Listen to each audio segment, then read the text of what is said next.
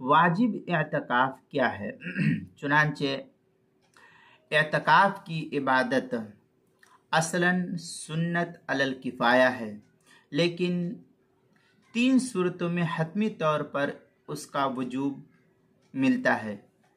पहली सूरत ये कि कोई शख्स ज़ुबान से ये कह दे कि अल्लाह के लिए मेरे ऊपर मसलन इतने दिन का एतकाफ़ लाजिम है, 2 दिन 3 दिन 4 दिन या जितने दिन का भी वो कहता है कि इतने दिन का एतकाफ़ मेरे ऊपर लाजिम है, तो ये उसके ऊपर लाजिम हो जाता है, वाजिब हो जाता है।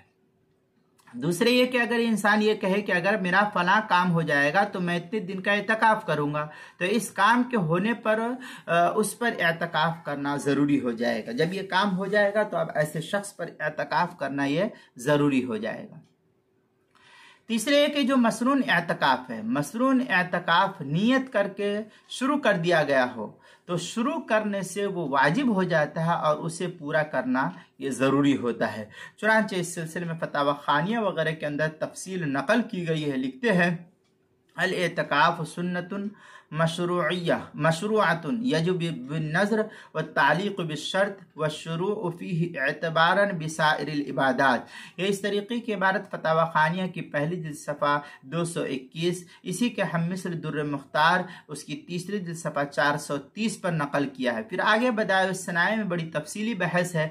व इन्नमा यसीरु वाजिबन बिअहद अमरैन अहदुमा क़ौल व हुवा नज़रुल मुतलक़। इस तरीके की इबारत जो है बदाए सनाए की जो ज़करिया बुगडीपुर देवबंद का हिंदी नुस्खा है उसकी दूसरी जिल्द सफ़ा 273, फतावा हिंदिया उसके पहली जिल्द सफ़ा 211, अल बहरुर राइक़ जो कराची का छपा हुआ नुस्खा है उसकी दूसरी जिल्द सफ़ा 299, फतावा तातार खानिया जो ज़करिया बुगडीपुर देवबंद का हिंदी नुस्खा है उसकी तीसरी जिल्द सफ़ा 442, किताबुल मसाइल उसकी दूसरी जिल्द सफ़ा 182 पर इस सिलसिले में काफ़ी तफसीली बहस नकल की है, वहाँ भी देख सकते हैं।